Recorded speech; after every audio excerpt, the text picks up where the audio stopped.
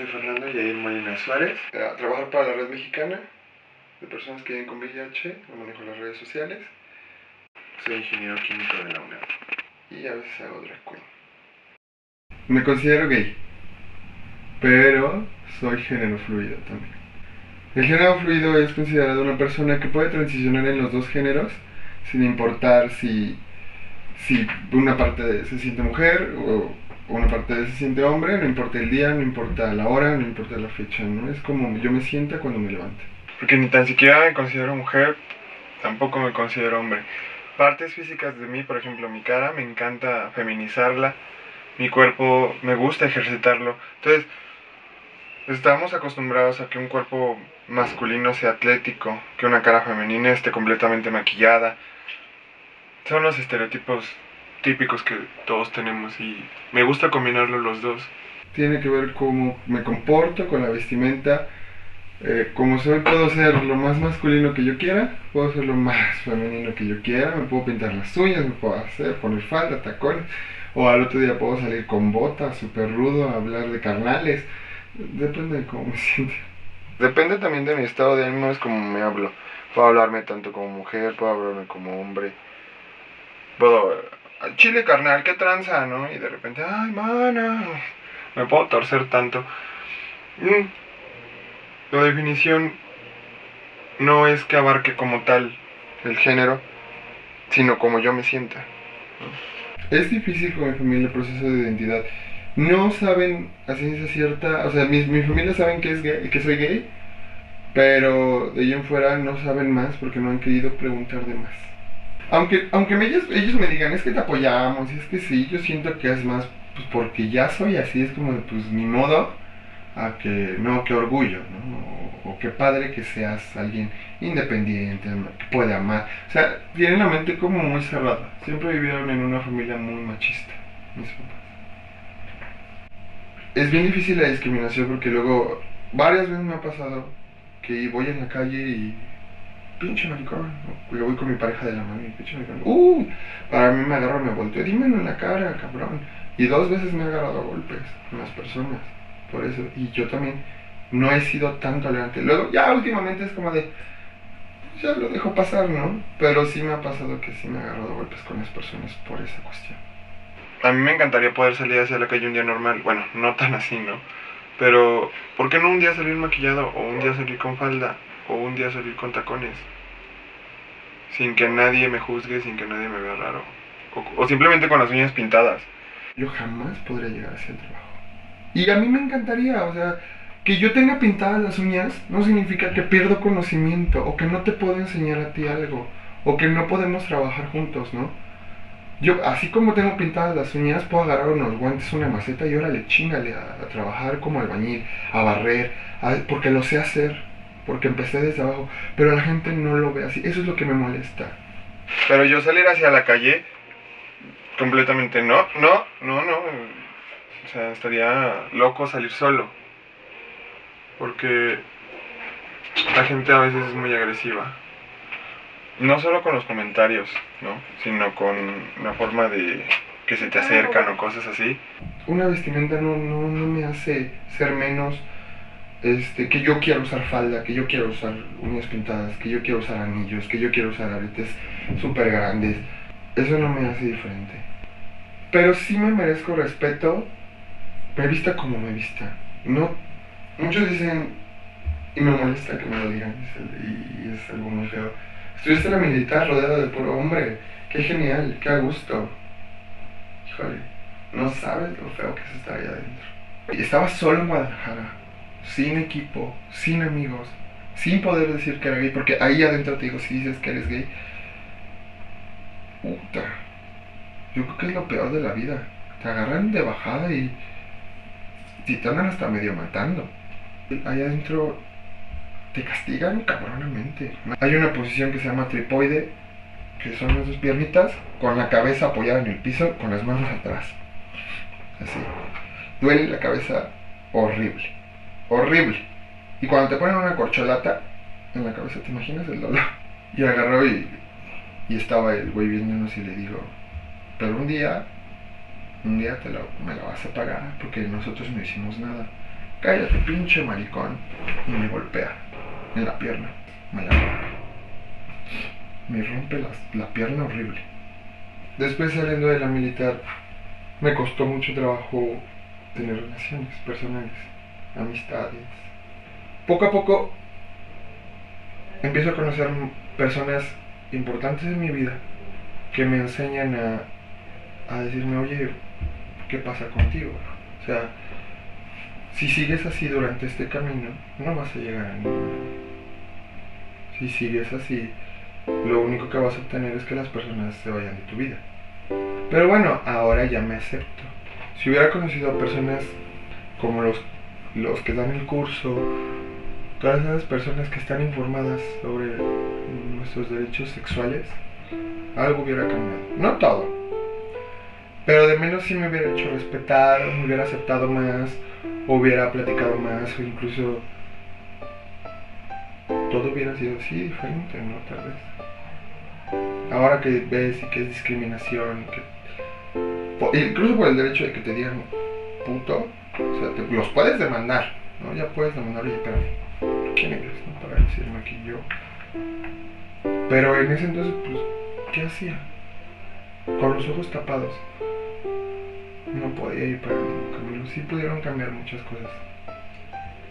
Y pude haber sido más abierto, pude haber sido más amable, pude haber sido más amoroso, pude haber sido más valiente.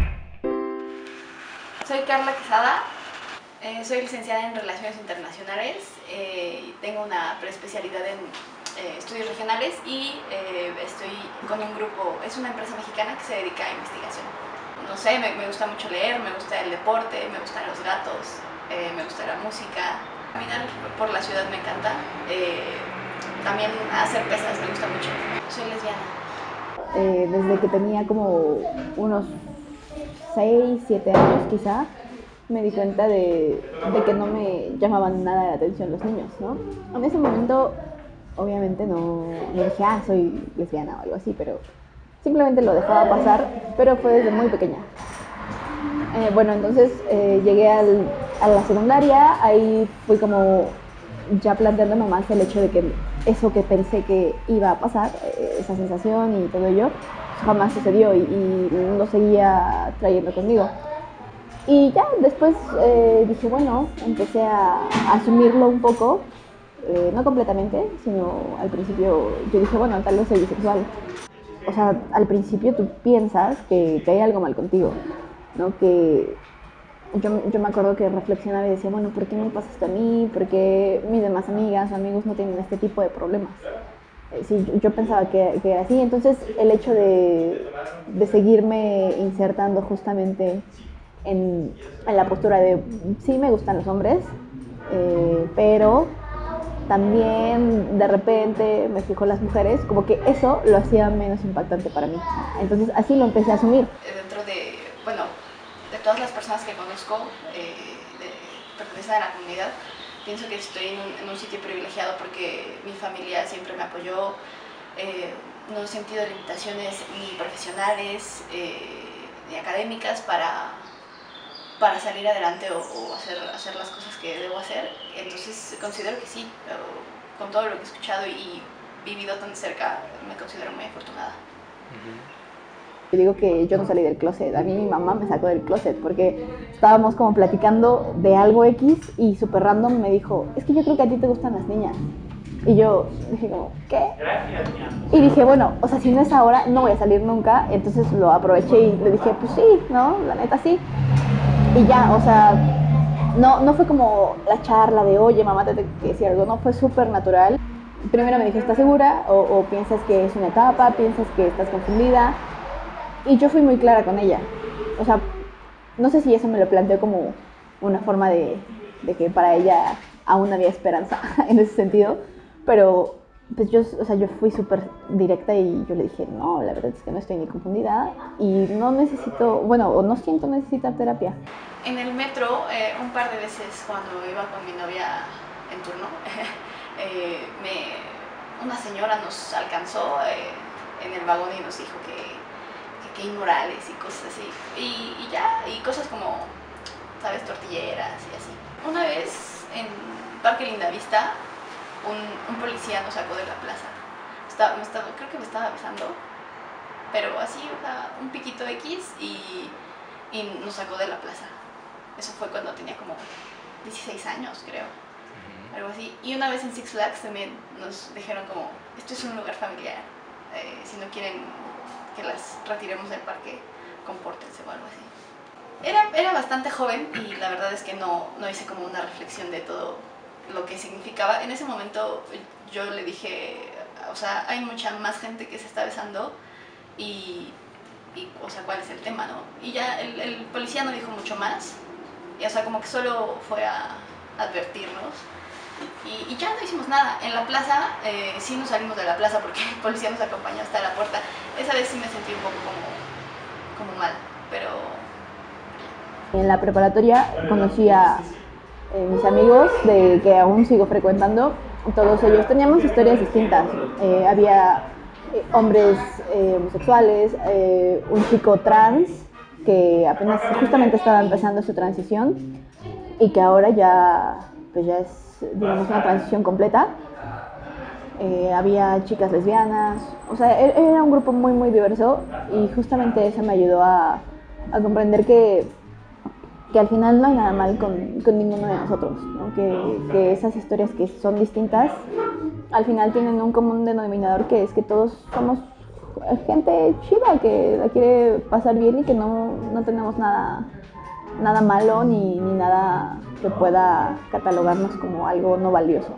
Y pienso que en algún momento la homosexualidad no debería ser tema, o sea, debería pasar a ser algo tan natural que no tendría que provocar ni controversia ni nada, porque justamente siento que ese sería un punto al que me gustaría llegar, o sea, en el que, o sea, un momento y un país en el que la homosexualidad no sea un tema, ¿no? El ser homosexual, ser lesbiana, es como si por ejemplo tú tienes ojos azules. Tú naces y tienes ojos azules y tal vez no te gustan y entonces te pones pupilentes y pretendes no tener ojos azules, pero al final es algo que está contigo, o sea, que desde que eres concebido tienes, es algo que no eliges. Es que ese es un punto muy importante. Mucha gente piensa que elegimos ser homosexuales o que es por moda, e insisto, nadie elegiría conscientemente ser discriminado, que le hagan malas caras, nadie. Creo que al final, aunque no sea su causa como tal, porque pues no pertenecen a la comunidad, creo que todo el mundo debería abonar a que en nuestro país exista respeto, exista tolerancia, exista igualdad, porque es algo que forma parte de cualquier sociedad que intente asumirse como democrática, liberal, ¿no? Entonces creo que eso es importante para todos, aunque no sean parte de la comunidad. Mi nombre es Antonio Alberto Solís Rodríguez, soy psicólogo y me dedico al área de educación. Tengo 50 años, soy un hombre homosexual. Yo siempre he comentado que yo no salí del closet, yo estaba en vitrina, entonces yo por más que yo quise y quería que no se me notara, se me notaba mucho y entonces eso me hacía sentir mucho miedo de acercarme a un lugar, mucho miedo de acercarme a la gente, mucho miedo de hablar, siempre me sentía ajeno,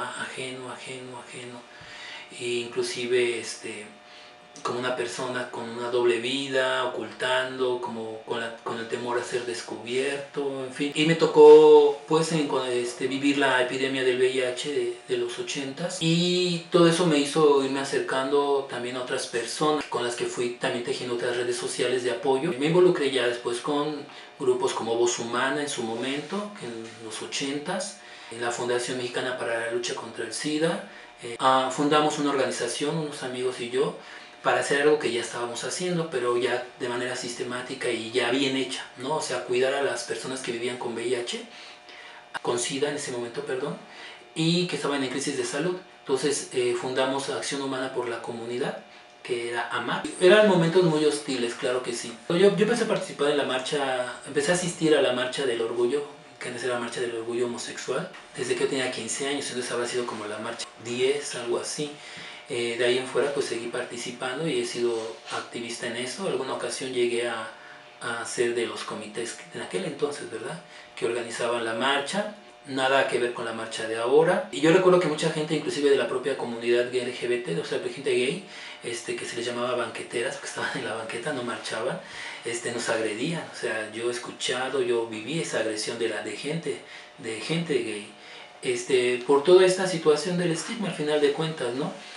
Quienes se atrevían a ser evidentes o a ser más visibles eran rechazados inclusive por los propios gays. Y bueno, la situación en general no era de todo favorable, si bien siempre ha habido homofobia. En aquel entonces había situaciones como mucho más difíciles, por ejemplo las famosas redadas que se hacían, que se podían hacer en un antro, que se podían hacer en una casa. Se podía llegar la policía y tú tener una fiesta gay y sacarlos de tu casa. Recuerdo cuando éramos jóvenes que varias veces fuimos detenidos por la policía, nos llevaban al Torito, había redadas todo el tiempo.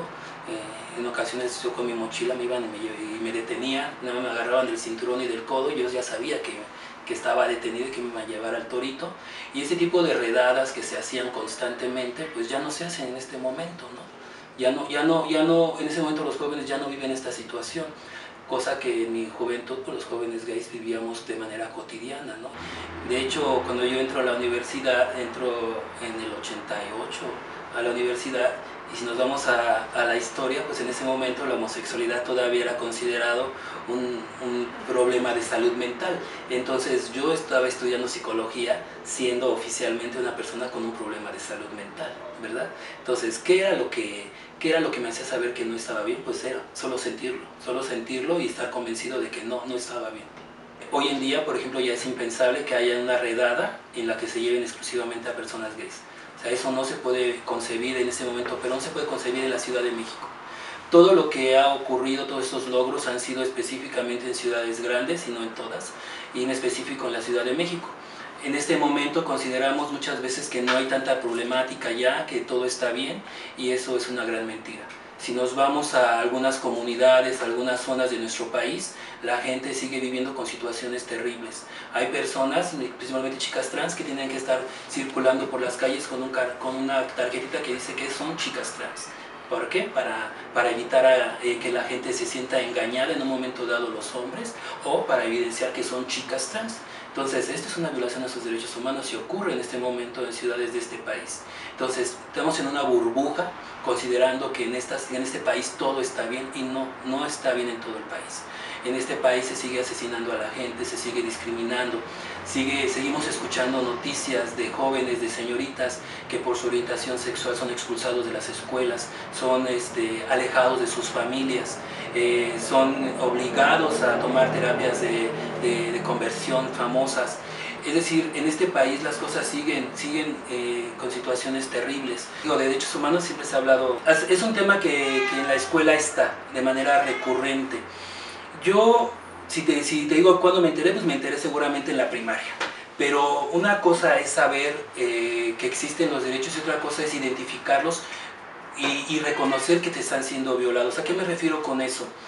A que hoy en día el que uno no pueda acceder libremente a la escuela, el que uno introyecte y valide y naturalice la violencia, por ejemplo, que se hace tan natural, hay tanta introyección en todas esas injusticias que mucha gente considera que no se han violentado sus derechos humanos, pero precisamente porque no te has puesto a reflexionar, o nos hemos puesto a reflexionar que nos están siendo violentados, porque desconocemos los derechos humanos, seguimos pensando que hay situaciones que son naturales, ¿no? El vivir la violencia, el vivir la discriminación, el pensar que es natural que una persona por su tono de piel no tenga que estar trabajando en un lado, y es natural que una persona por ese mismo tono de piel sí esté trabajando en cierto lugar.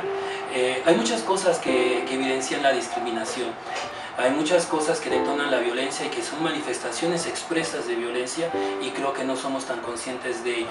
Leer comentarios en Facebook completamente llenos de violencia, de sexismo, de racismo, de misoginia, y pensar que son lo más natural del mundo porque así piensa la gente, porque es parte de nuestra cultura, son situaciones que han naturalizado la violencia, y creo que sí hace falta ser más sensibles y conscientes leyes al respecto. Pero en la Ciudad de México, por fortuna, esto ha ido cambiando gracias obviamente al activismo, gracias obviamente a las personas que nos hemos, pues, que hemos alzado la voz. Mi nombre es Paulina Carrasco Hernández, tengo 35 años, soy psicóloga y de formación psicoanalítica, me dedico a la clínica, trabajo en un coworking para psicólogos y con psicólogos. Actualmente estoy cursando la maestría en el Colegio de Saberes en el sujeto y la violencia y soy una mujer trans. Como a los 4 o 5 años que empecé a sentir que había algo diferente en mí, diferente en el sentido de que no me sentía cómoda con lo que veía con mi cuerpo y cómo me sentía, esa sensación de sentirme como una mujer o ser una mujer en la mente y en los sentimientos. Pero obviamente no me hacía match con lo que veía en mi cuerpo y fue una sensación que empezó a crecer desde, pues no sé, los 4 o 5 años.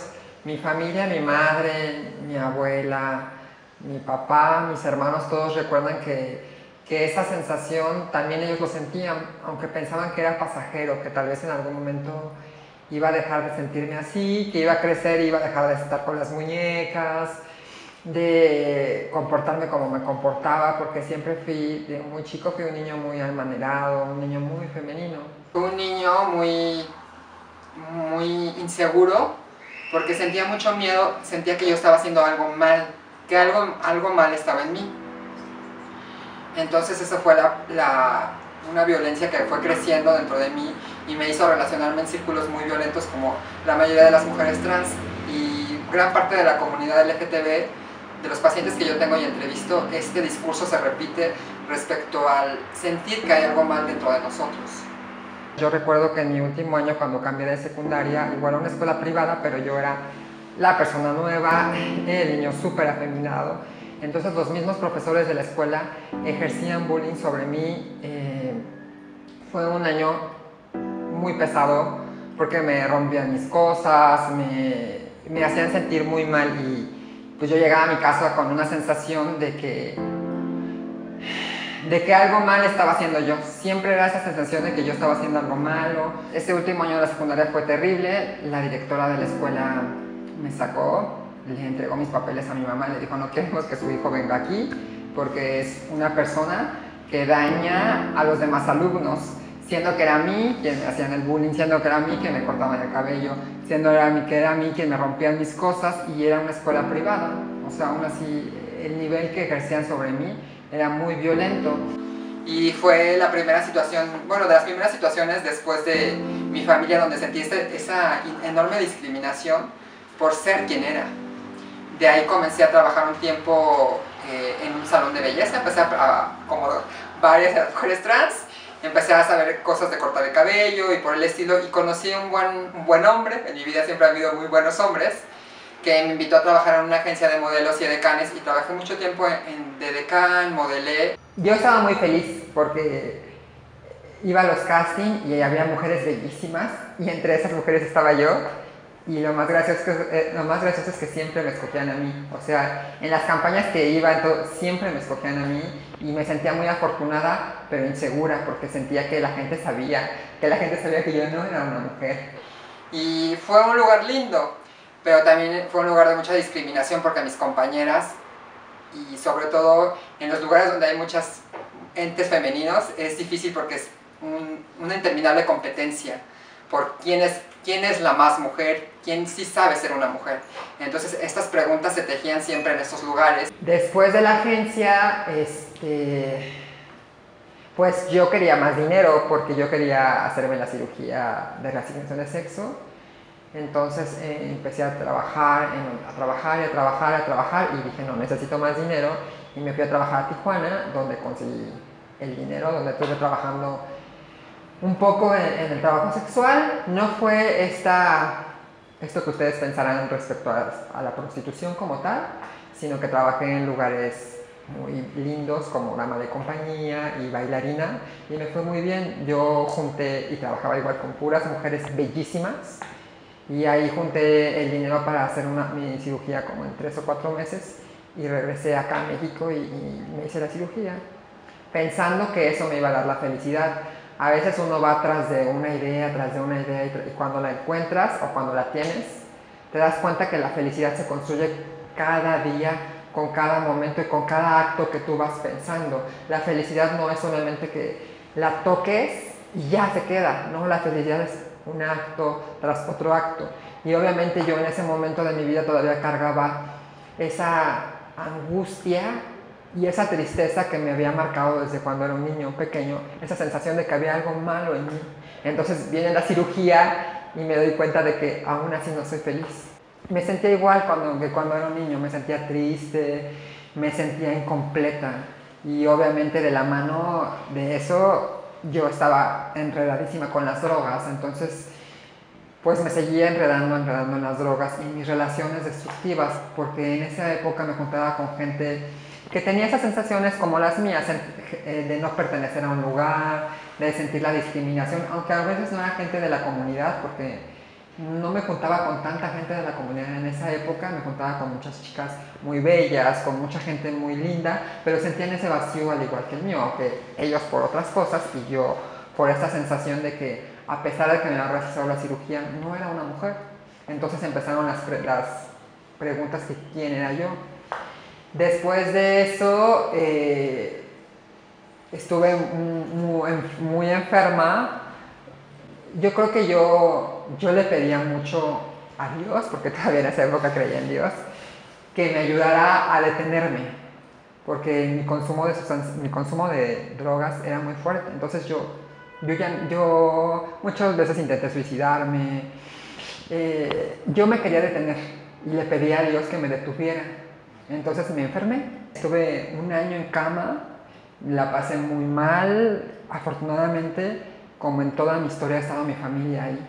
Mi hermano, mi madre, mis abuelos. Mi más grande logro tiene que ver con que yo me aceptara como una persona trans, con que yo me aceptara como imperfecta, me aceptara como un ser humano bueno, porque algo que les comentaba al principio es que desde cuando era un niño, estaba este malestar dentro de mi cuerpo, que yo sentía que había algo malo, y en el análisis lo pude ir desdoblando, y hasta que parte de ese dolor lo pude poner en palabras, me he sentido muy contenta y puedo levantar la cara y puedo decir, soy una mujer trans, soy Paulina, soy psicóloga, estoy entrando en el activismo, estoy haciendo algo por la comunidad y en general por las personas, y eso creo que es lo que me ayuda a llevar el día a día.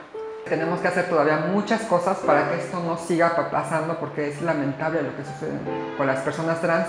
La tasa de mortalidad en México es del 35 años, lo que llega una mujer trans a vivir.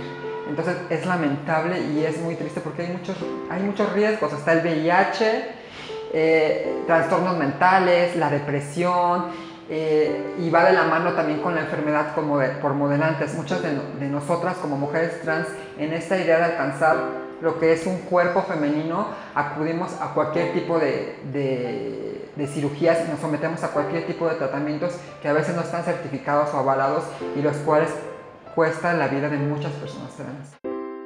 Adam Mateo, 18 años. Soy estudiante y también ahorita estoy como brigadista del Instituto de la Juventud. Yo me inicio como hombre transgénero. Un hombre transgénero se refiere a una persona que nació como hembra, pero se identifica como hombre. Pues recuerdo desde pequeño siempre había tenido como una curiosidad por el cuerpo de un hombre. Pero no era como algo morboso, era como algo muy inocente. No, en mi mente no era como algo bueno o algo malo. Solo parecía para mí algo normal. Hasta que fui creciendo ya se me fueron como imponiendo más cualidades de cómo debía ser. Y fue cuando ya no me empecé a sentir tan cómodo. Me empezaron a leer las personas como una mujer lesbiana. Me empezó a causar como mucho conflicto eso. Yo decía, yo estoy siendo como siempre he sido, desde que era pequeño. Pero a los 16 años fue cuando empecé a tener como más contacto con la palabra transgénero. Y me empezaba a cuestionar si era, si no era. Pero me sentía como muy incapaz de poder asumirlo, de ser como toda una transición. Sí, hubo un gran parteaguas. Tuve un intento de suicidio a los 16 años, justamente por esto, porque yo decía, bueno, mi mente era, no puedo con esto y pues realmente no me asumo como mujer, entonces fue como la única salida que vi. Pero para mí era como una utopía, era como, ¿te imaginas que despertara y de repente todo sería diferente? Me trataran como hombre o físicamente. Y ya pues entrando a la preparatoria fue cuando comencé como a aceptar más que me atraían las mujeres. Y ahí fue cuando tuve mi primera novia. Pues en esa relación duró como 2 años, me parece. Y con esa persona fue cuando empecé a sacar estas inquietudes. Fue cuando empecé, creo que fue la primera vez que escuché la palabra transgénero. Después recuerdo que, o sea, la forma en la que socialmente está concebida como debe ser un hombre, era así con ella. Era muy binario el asunto, pero así era nuestra relación. Y me sentía muy cómoda ahí. Estando con ella era la única manera en la que me sentía yo mismo, en la que sentía que era un hombre. Bueno, más bien en la que sentía que era un hombre y en la que era percibido de tal manera. Entonces yo estaba muy cómoda y cuando terminó la relación sí fue como un gran impacto para mí, porque fue pues ya no voy a poder ser quien soy. O sea, como que ese rol que llevaba pues solamente era en esa relación. O sea, llegando a casa pues ya seguía siendo la niña, la que se comporta de tal manera o la que tiene que vestirse de tal manera. Bueno, la depresión y todas las ideas comenzaron por los cuestionamientos que me estaba haciendo, porque veía los dos lados, ¿no? Si pasa y si no pasa. En ese momento creo que ni siquiera me pasó por la cabeza lo social, como el rechazo social, sino fue yo no voy a poder transicionar, no es algo de lo que yo sea capaz. Y fue ahí cuando pues decidí quitarme la vida. Bueno, realmente de lo que pasó después no recuerdo mucho. Estuve inconsciente varios días, estuve en terapia intensiva también unos cuantos, y en el hospital estuve creo que 2 semanas, me parece. Cuando salí, que es cuando ya tengo como más conciencia, pues físicamente no estaba bien. Tenía problemas en el corazón, en el hígado, riñones, y también no estaban seguros si había quedado como secuelas a nivel cerebral. Yo saliendo del hospital tenía la idea de lo voy a volver a hacer, y entonces seguía como en esta depresión. Recuerdo que en ese momento, o sea, sí sentía el apoyo, pero o sea, yo tenía la misma idea de yo no voy a poder con la transición, entonces pues para mí no era suficiente. Fueron 3 meses en los que estuvo como una gran incertidumbre por parte de mi familia, de los que no hablamos del tema, y fue cuando uno de esos días en los que no quería comer, mi hermana me dijo llorando que ya no podía fingir que todo estaba bien, y me dijo que quería ayudarme pero no encontraba la manera, que si no sabía cómo ayudarme o qué hacer, pues no iba a poder. Y ahí fue cuando le dije. Recuerdo que fue un momento muy fuerte. Yo no podía hablar y se lo escribí. No le escribí como tal, soy transgénero o algo así, porque en ese momento no sabía. Le escribí más o menos como lo que sentía por lo que estaba pasando. Y recuerdo muy bien que ese día me dijo que siempre había querido una hermana y que ya lo tenía. Cerrarse es lo peor que puedes hacer en la vida. No, vuelvo a decirlo, no es que lo griten en los 4 vientos, pero que se acepten como son. Porque el no aceptarse, el no quererse, el no hablarlo, el cerrarte, te vuelve seco, te vuelve una persona dura, que así como a mí le va a costar mucho trabajo salir adelante. Entonces les pido que por favor sé tú mismo, nada más. Yo le diría a la gente que se fije la forma en la que se dirige a los demás, en la que ve a los demás. Las formas yo creo que son muy importantes. A veces no sabemos, no conocemos el trasfondo de una persona, y yo creo que el ser amables, el ser respetuosos, el ser tolerantes no nos cuesta nada. Y ese tipo de cambios, ese tipo de cosas ayudan mucho y hacen la vida más amable para toda la gente que la está pasando mal. Algo que siempre procuro mencionar es abrir el panorama en general. Creo que también es muy importante. Nosotros, desde por ejemplo la comunidad LGBT, vemos mucho como toda la discriminación que sufrimos. Pues es importante que estemos conscientes de que también nosotros podemos hacerlo, y que nosotros también podemos, como un grupo clave, que estamos propensos a esto, también es importante que pues nosotros como personas no lo hagamos. En algún momento todos nos sentimos que no pertenecemos a un lugar, pero antes de lanzar alguna discriminación, alguna palabra o algún insulto a una persona, piensen cómo se sentirían ustedes si así los atacaran. Entonces creo que es válido ser diferente. Nuestra diferencia es lo que nos hace especiales. La Constitución de los Estados Unidos Mexicanos en su artículo 1 prohíbe toda forma de discriminación, incluye la discriminación por orientación sexual. Esto es un logro, pero que no sea palabra muerta, que no sea solo palabra escrita.